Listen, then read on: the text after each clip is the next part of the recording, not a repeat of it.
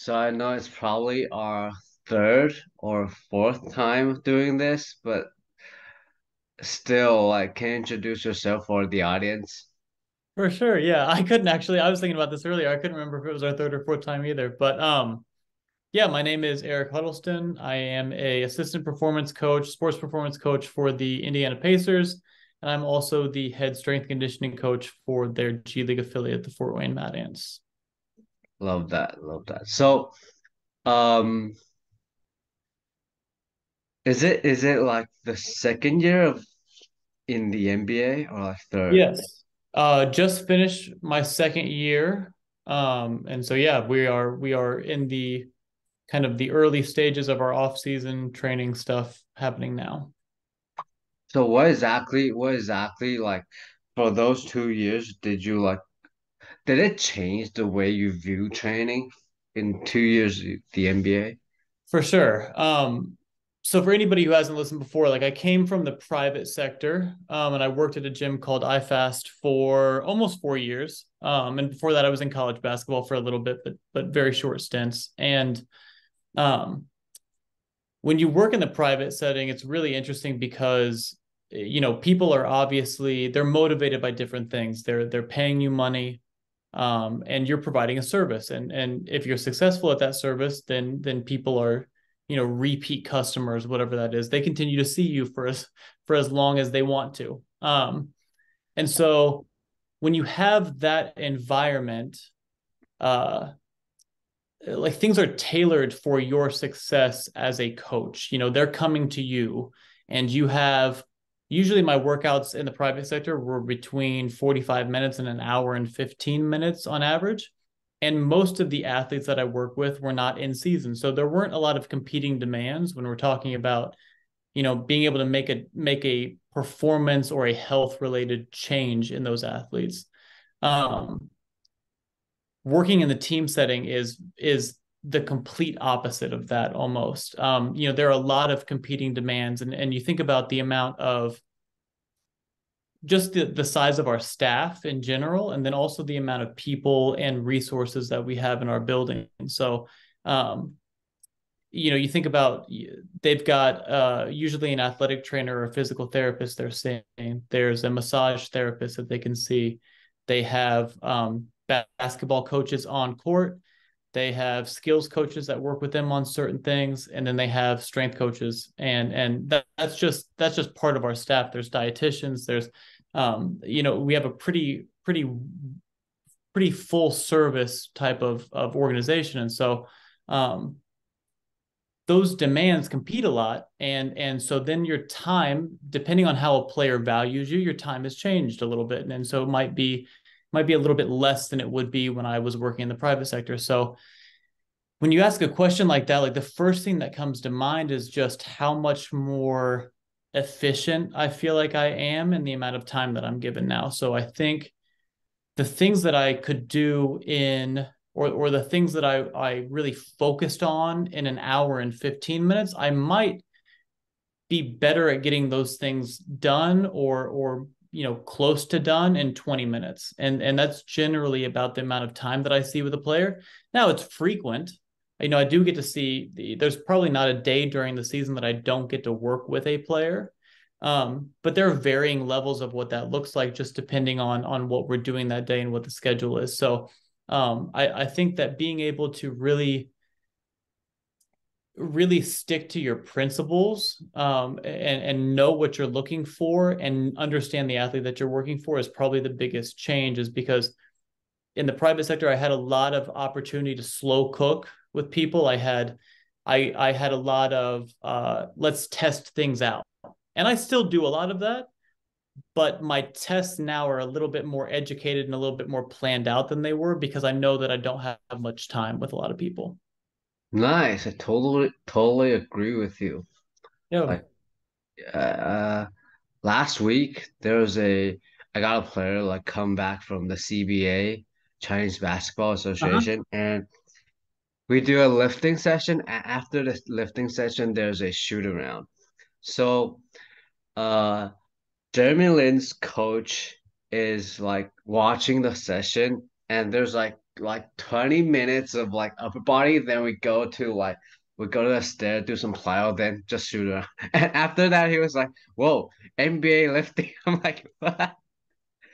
That's exactly what it is. That's exactly what it is. Yeah, Just you become, when you work in a team environment like that, you become just another piece of the puzzle for each person. And obviously players love getting a massage, so usually there's a lot of time invested in that, and they do have like such a wealth of recovery technology available in the facility that um their time is valuable. These are athletes that are paid millions and millions of dollars, so to hold them up or to take any more of their time when really, and I had an interesting conversation about this with one of our interns the other day, was just that we have like a window for learning.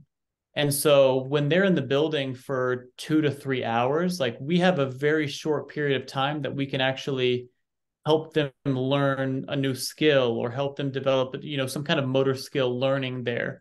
And so we have to take advantage of that, but we also have to be aware that everybody else from a basketball perspective is trying to teach them something that day also. So we can't take all of that time, all of that learning opportunity from them while they're in the building. I love this. I love this. So, I'm probably more familiar about like how you guys work with athlete besides other coaches, but before I did the podcast with you today, there's other coaches asking about like how exactly do you guys work with athlete? Is it like the whole team work with like the whole staff, whole like strength coaches at the same time? Or like is it like individual that kind of stuff? Can you like walk us through? For sure. It varies based on the time of the year and then what our practices look like at that time. So during the season, um, we do have more frequent team lifts. And really, team lifts just mean that everybody is in the room at the same time. So we have 4 strength coaches working, usually one intern also. And so even though it's controlled chaos, we have 15 to 17 guys in training camp that are all in the room at the same time. They're all doing very individualized things. And so everything is coached based on who we're looking at and who the athlete is. Um, and so that's kind of like what a practice day would look like. But on our on our off days, those are all one-on-one sessions. So days that we don't have practice or days where things are kind of open windows for them to come in, those are all one-off sessions. And then now where we're at in the off season, those are all individualized. Like they're generally not in there with more than one or two other players at a time, and they're all being coached by a different coach. Cool. So during the season, like let's say like 15 athletes, are they gonna work with like are you guys gonna work with the same guys or it's gonna rotate?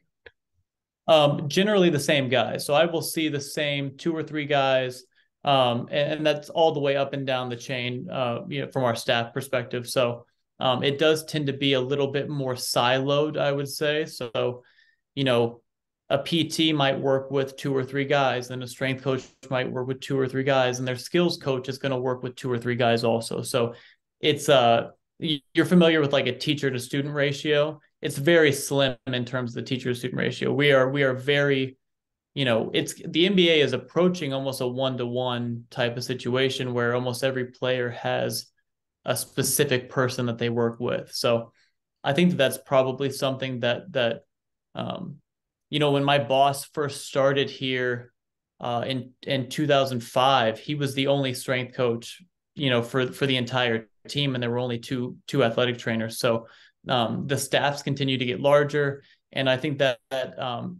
it has some challenges because um, there's a lot of things going on, and the staffs become large, and the communication has to be really, really efficient. Um, but I think that it provides the athlete in general, it provides them with a more individualized experience with us. Cool, cool, cool. Appreciate that. So Yep. is your boss Sean? Yeah, Sean Windle. Yep. Tried to invite him before. Did you hear back from him? Yeah, of course, of course. He said that he couldn't allow to do that right now. Yeah. Yeah. So I'm gonna go to the question list I sent it to you, okay? Yeah. And by the way, finally, since it's off season, finally get to see the handwriting again. Oh yeah, I started that a little bit. Yeah. I Love forgot I that. did Love. it today. Yeah. So I want to start from the recent post about like return to play. Can you like explain it to us, like how the thought process goes? Yeah. So I think where I'll start from where I started kind of mapping that out from a mental standpoint. I think that oftentimes when you work with medical professionals or people who are in the rehab space, there tends to be a lot of timetables given. So, an athlete's return to play is going to be 6 weeks, and we have these 6 weeks blocked out. And a lot like periodization for us on our end. You want to have a plan, and if everything goes correctly, that plan should work. It should work in that timetable because they have experience to say that.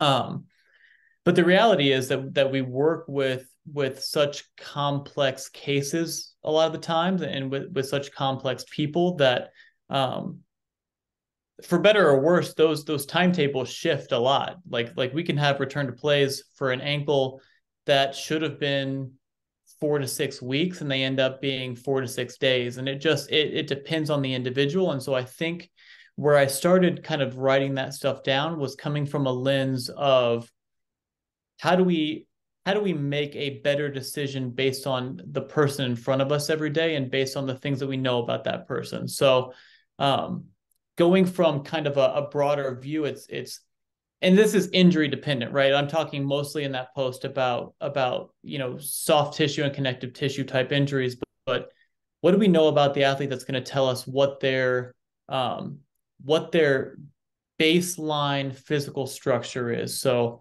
is this somebody who is, and if we talk about like infrasternal angles, are they a wide or a narrow infrasternal angle? And then what does that tell us about how they move and how they breathe and kind of how they fight against gravity? And so working in the NBA most of the time, because our athletes are so tall, I'm dealing with a narrow infrasternal angle.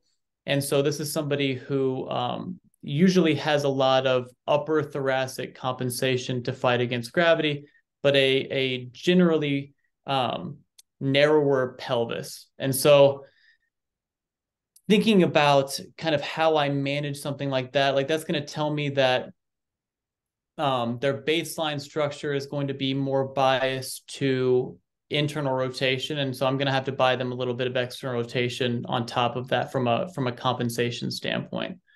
Or sorry, their compensation level, their first compensation is going to be internal rotation, so I have to buy them a little bit more room to move out of that. And so there's going to be some rigidity at their connective tissue levels, probably anterior, that I have to think about and consider first. And so when you talk about a return to play scenario, like having a baseline understanding of what that person's physical capabilities, what their tissue qualities are, what their movement competencies are, is going to help me make a step forward in returning them to play quicker. So for me, it's about how do we measure these things, and then how do we get them to a point where um, we are killing as many birds with our return to play process as possible. We're getting things done in a really, really efficient manner that's going to help them not only come back from the injury quicker, but also help them not have that injury be a reoccurring thing going forward. So we're really looking at what the tissue quality looks like. How does the tissue react to force? So are they somebody who, like most of our narrow ISAs, have to have um, a lot of pressure redirection back up from their pelvis to keep them up against gravity? Or is this somebody who needs to be a little bit more pliable at their pelvis and allow gravity to do its job? So depending on which end of that they are, we treat that kind of return to play a little bit differently. And we're always making sure that we're progressing things in a way that is obviously first safe for that person, but also going to be as challenging within the realm of safety as possible. We want to put them through stress that either elicits an adaptation or allows us to see what their window for adaptation that is. So how do they respond to force? Then how do they generate force is going to be kind of the second part of that. So if I go back to that narrow infrasternal angle, those are people who, because they like to find IR for security and to get like an exhaled compressive position, they're going to be people who you see a lot of times if they're doing a jumping activity, their knees kind of fold in, or they'll divert towards internal rotation into the ground to try to produce as much force as possible. So how do I help them get off the ground without having to push so hard as part of that process? So, it's things like band assisting kind of their jump stuff, or making them lighter at the point where they're breaking down. So maybe sitting them on a box that's at a height on a squat where they would normally break down in their mechanics, and then having them push up from there. So kind of making the environment a better, more compatible position for them to be successful in.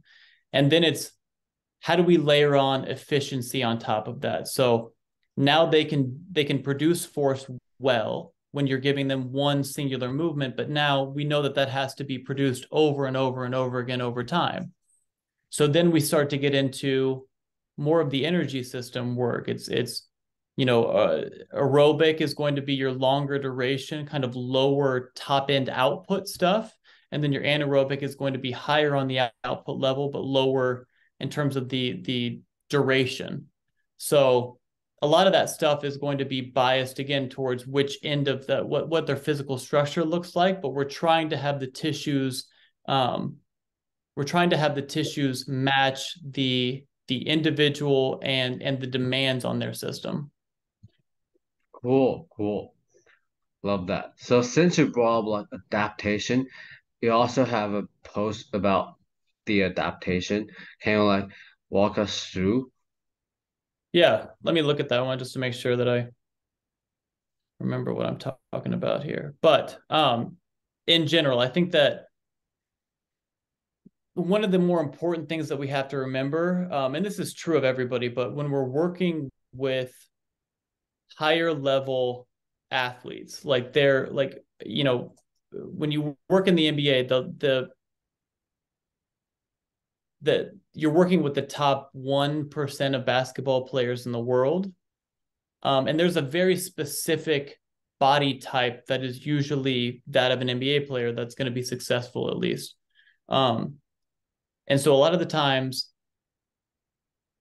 they are gifted in ways that puts them outside of the traditional bell curve, right? The middle of that bell curve is going to be where I live, at least. I'm a very average athlete, but you either have guys that are really, really strong and slow at one end, or you have guys that are really, really kind of bouncy, but low force producing overall in terms of peak force. So when you deal with the two extremes, not much of the middle of the bell curve, they make really quick adaptations, but that's both positive and negative. So when I talk about their ability to adapt, it's really more about making sure that they're not driving themselves into the ground. Basketball is a physically demanding sport, and our schedule is incredibly demanding. And so a lot of times that drives, because it's so task dependent, it drives certain adaptations, and we want to be able to undo some of those things with what we do in the weight room, or at least allow them to be more efficient in and out of those positions that cause a lot of that stuff. Love this process. So next thing I want to discuss is also the post about like the pre-game lift or pre-game or post-game lift. Yeah. So this is something that, and I think you've had Daniel Bove on, right? Yeah. So he just came out with a new book. I'll plug that. But this is something that I think is becoming almost a standard in professional basketball now. and maybe it was before I kind of came into the space. I don't know what they were doing beforehand, but you have so many game days in the NBA, right? You have a minimum of 82. You've got 4 preseason games, then you've got however many games you're going to have in the postseason. Those are big opportunities that I think are missed if you don't have a pregame or postgame lift, because we have the resources to, right? Like on the road, we're given access to a weight room. That's part of the standardization of the NBA.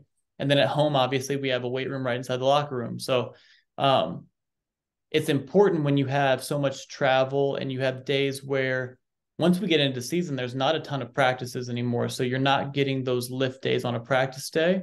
The game days are an important place, and especially when we're stacking intensities. So like, for example, having a pregame or a postgame lift on a game day, for that player at least, it helps us stack that stress on top of a game.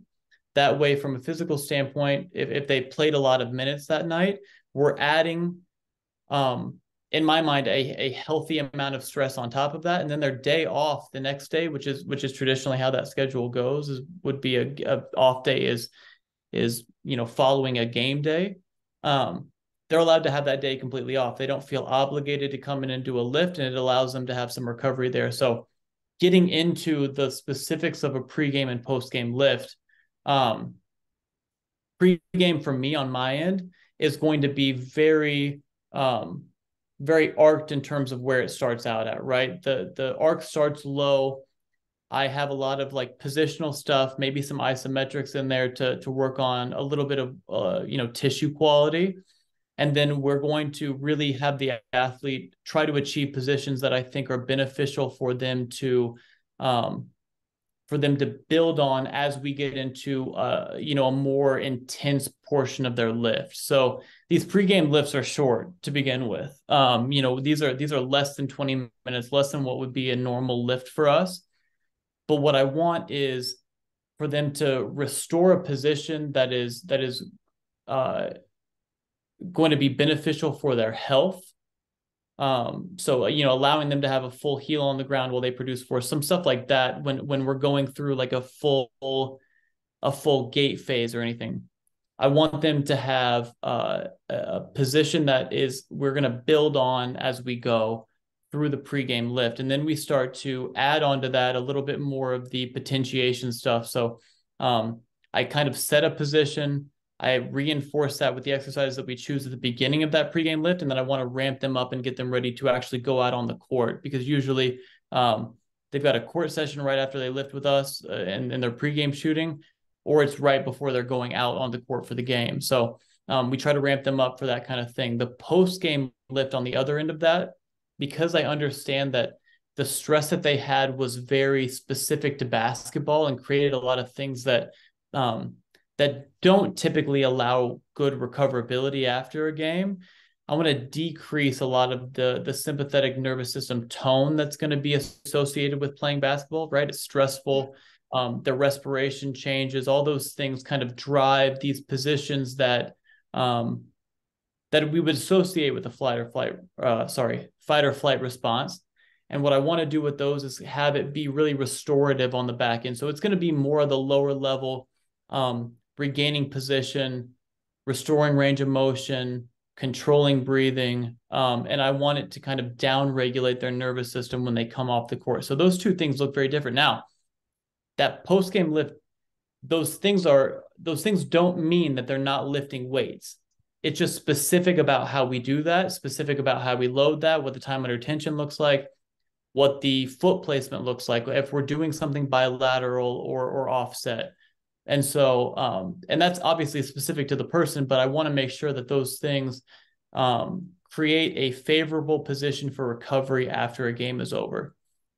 Those are all I say all that, but those are also dependent on the role that player plays in a game, right? Some of those ramp up periods, like I can't ever guarantee potentiation effect with a player who's not starting a game, because I don't know how long they're going to sit on the bench before they make it into a game. We have a pretty good idea of what a rotation looks like, and I might get a guy back up off the bench and get them kind of warmed up on the side. But if they're not a starter, then I don't know specifically how long that potentiation effect is going to work for each person. So we have to be really good about getting guys back up off the bench in a relative window before we know that they're going to go into a game. And then post game, if some of those players didn't play at all, let's say we have a DNP who comes in after the game and says they want to do their lift now, I really do have an opportunity then to extend the time that they're in the weight room a little bit, really ramp them up, and then bring them back down before they leave the door. So I might stress them a little bit more to make sure that we did accumulate some volume, some stress, and some load during that time. Nice, nice, nice. So, can I understand it like the pregame list is probably like activation and the Yeah. postgame lift kind of depends, but more like ending the whole day. But it kind of Yeah. depends, yeah. Yeah, it's a little bit of a cool down on the back end, Yeah, honestly. yeah, And yeah, it doesn't have to look, it's not probably what most people would think of when they think of cool down, yeah, but yeah, it is designed to kind of down regulate everything yeah, yeah. and help readjust and help them bridge that gap before they go into a recovery period. Cool. So since we're talking about like the lift, after you get into the NBA, did you get a chance to like really teach a player how to like do Olympic lifting? Um, yes and no.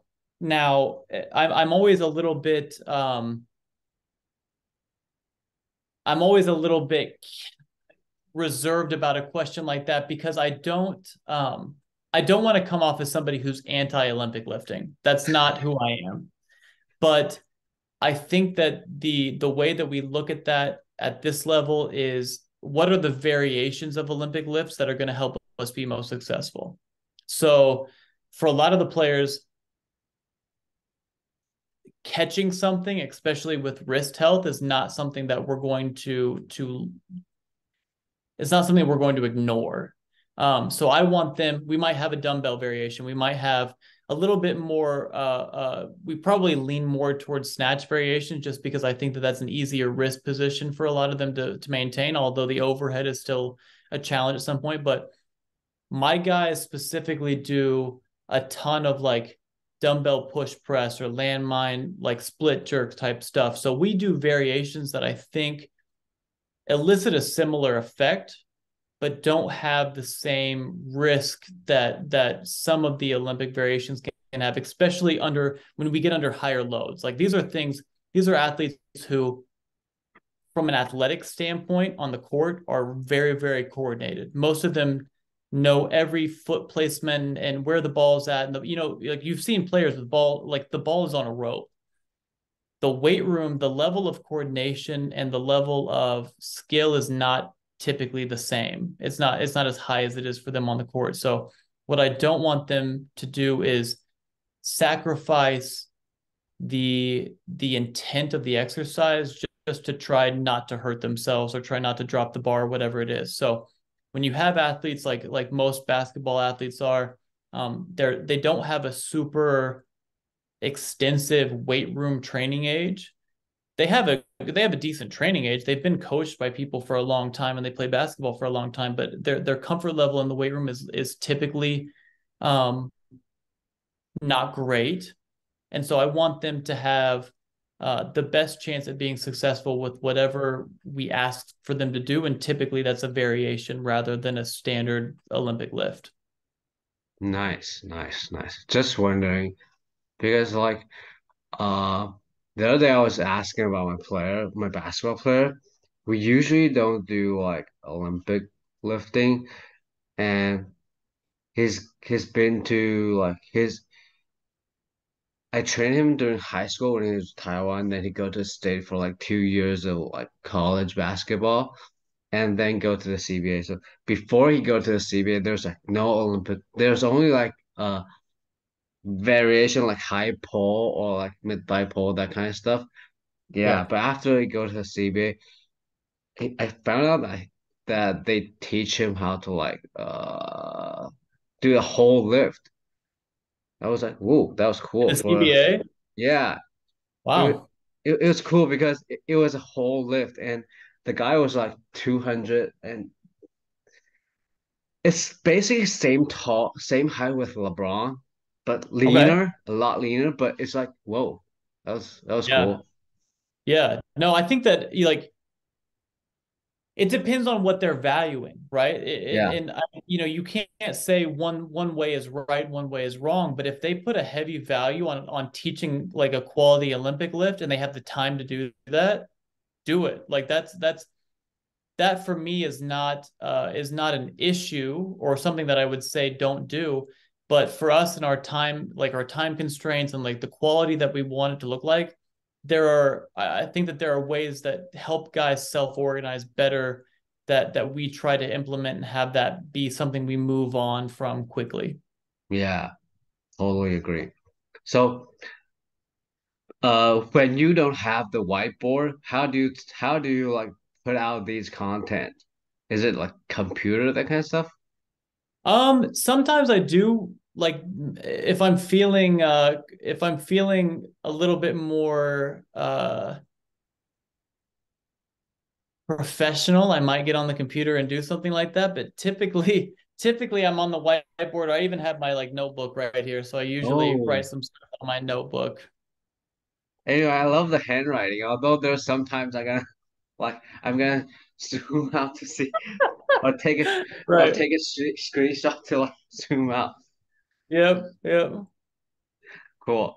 So I know on the list I said I'm gonna ask you about like the gait cycle, but I kind of want to ask about like the handwriting about like training in and training away. What exactly is that talking about? Yeah, so that's a concept that I think the first time I heard about that, our staff had discussed it, but it was something that the Oklahoma City Thunder staff had kind of um, maybe brought up to them in some off-season discussions before. But it's the idea that training in means you're biasing your training towards the athlete's strengths, and the training away is biasing the training towards the athlete's weaknesses. So basically, things that they are good at and that from a performance standpoint that they excel at, or things that they don't excel at. So for me, um, the training in when you have athletes that are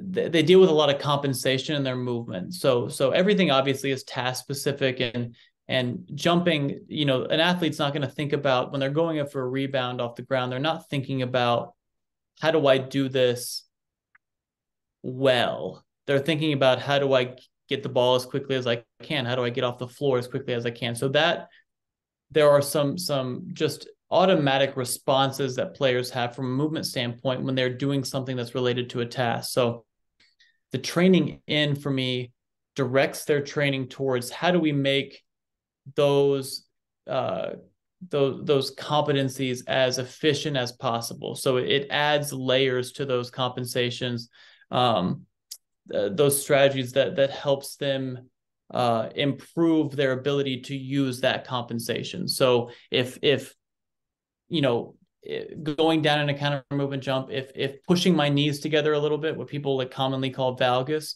if pushing my knees together a little bit helps me get off the ground quickly and with minimal knee bend, and I feel like I get a good jump height on that, training in is going to make me more efficient at that position. So it might bias a little bit more IR in my training.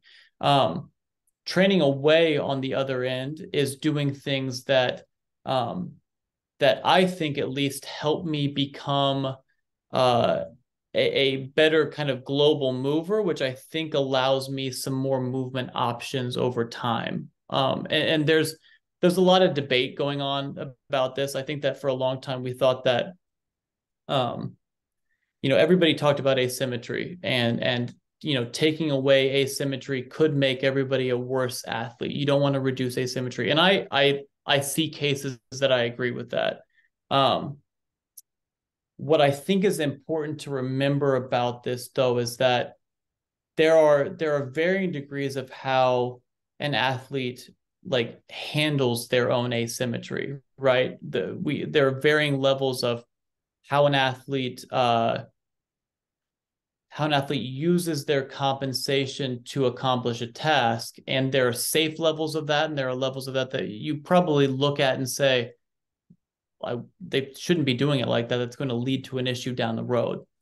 And so it's about finding a balance for everybody. I think that training in and training away, that's an idea that training in is something that we're already doing in basketball all the time. When they play their sport, they are technically, in my mind, training in.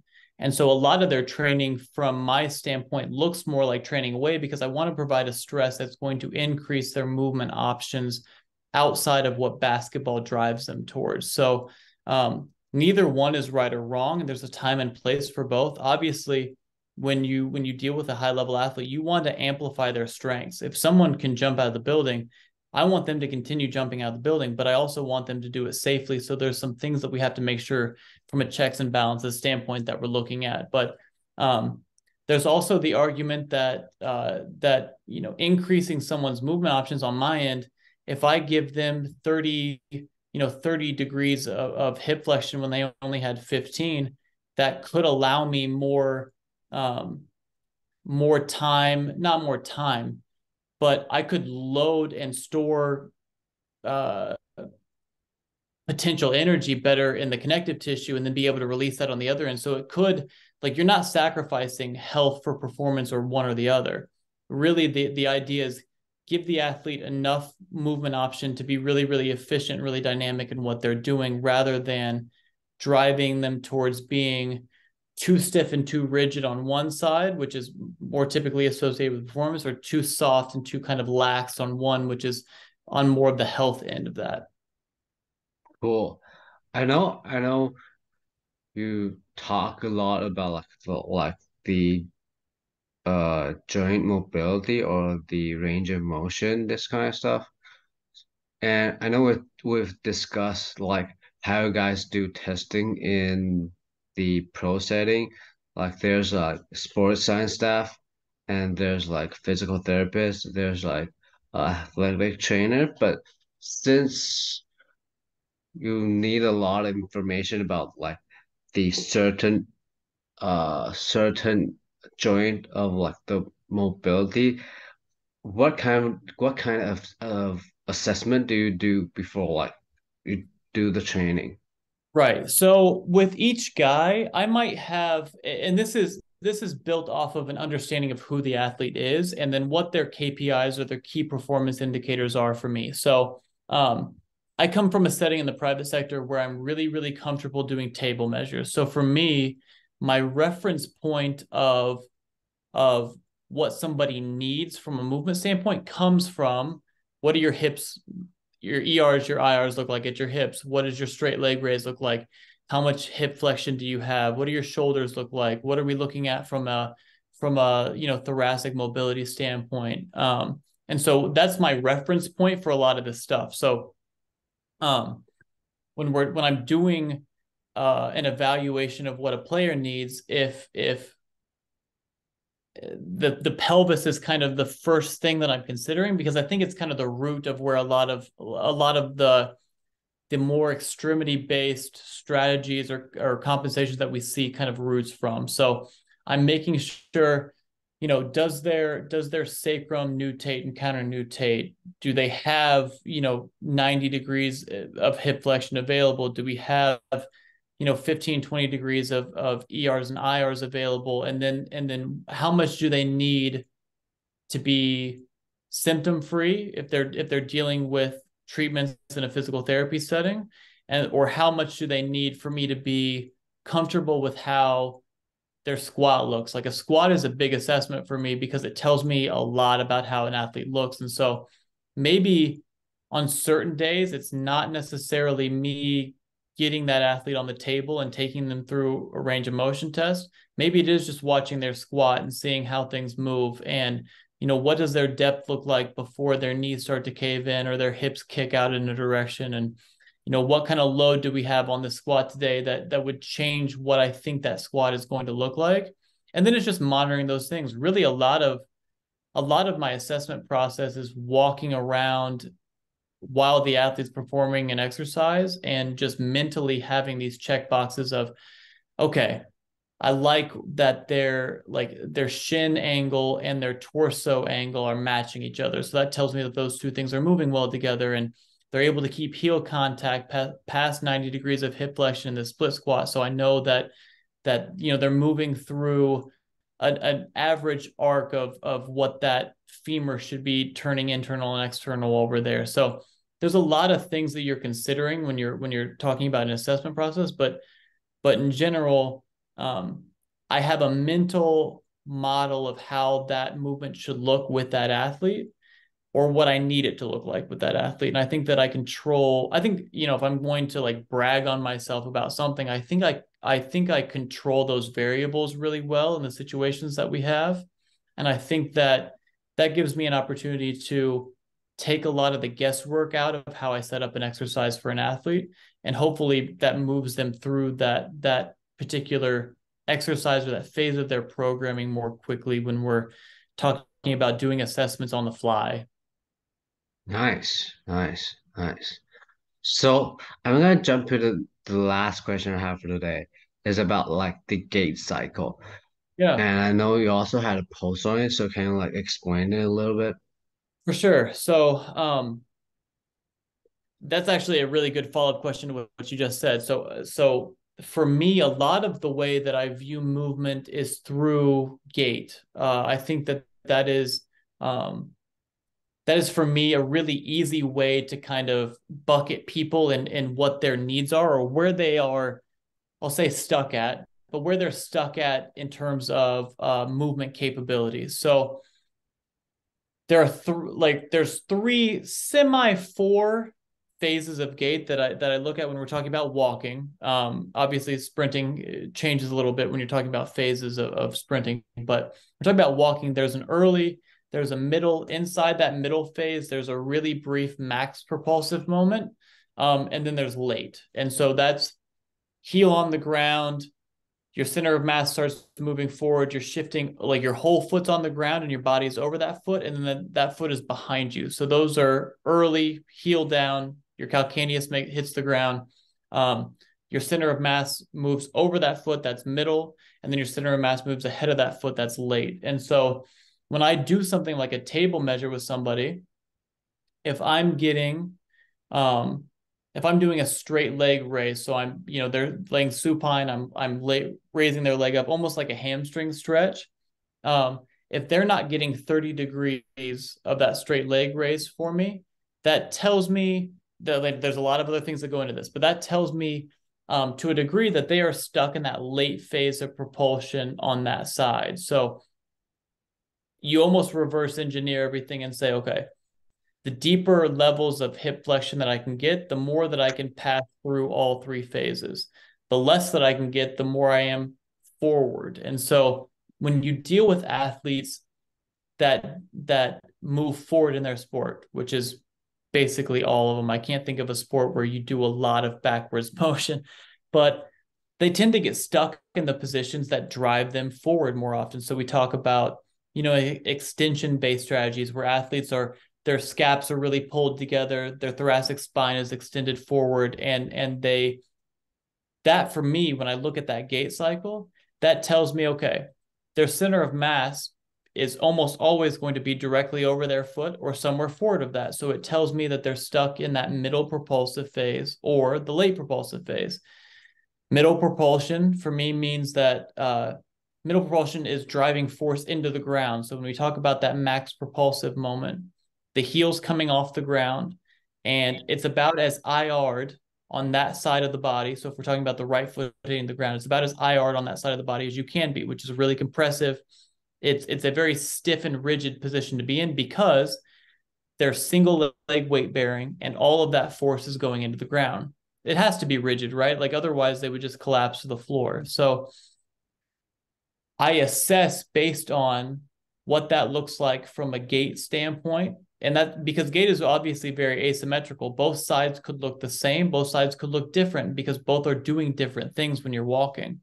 And so I need to understand where they are in that cycle, where they're getting stuck at, and then bring them back in a position that I think allows them to move back forward. So again, it's just reverse engineering that. There are very few athletes that are good at getting their heel down on the ground when they do a braking or a deceleration type exercise. And so for a lot of them, that means my training has to bring them to that early phase of propulsion that allows heel contact and allows their center of mass to shift back behind their front foot. So that is really, for me, just been a very solid principle for me to see how movement occurs and to see where I need to be making changes at with that athlete. Because we've talked about efficiency. I've said efficiency 100 times in this already. And for them to efficiently store and release energy, they have to move through all three of those phases. Otherwise, I'm putting stress.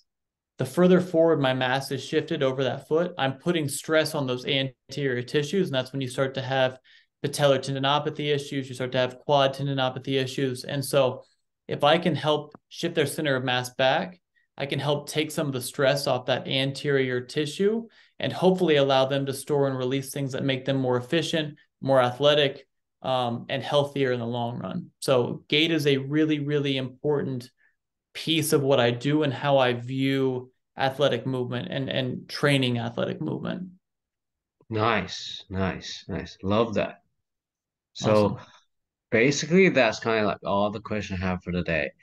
So if there's like coaches or therapists are interested in what we are talking about today, where can they find the post? Where can they find the handwriting? And where For can they find sure. you? For sure. Instagram is my biggest one. That's really where I post everything. I repost on a lot of other sites like Twitter and maybe LinkedIn, but Instagram is the biggest one. My handle is EPH.24.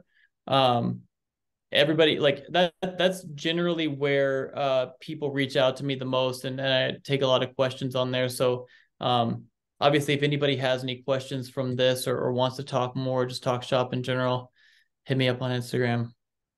Nice.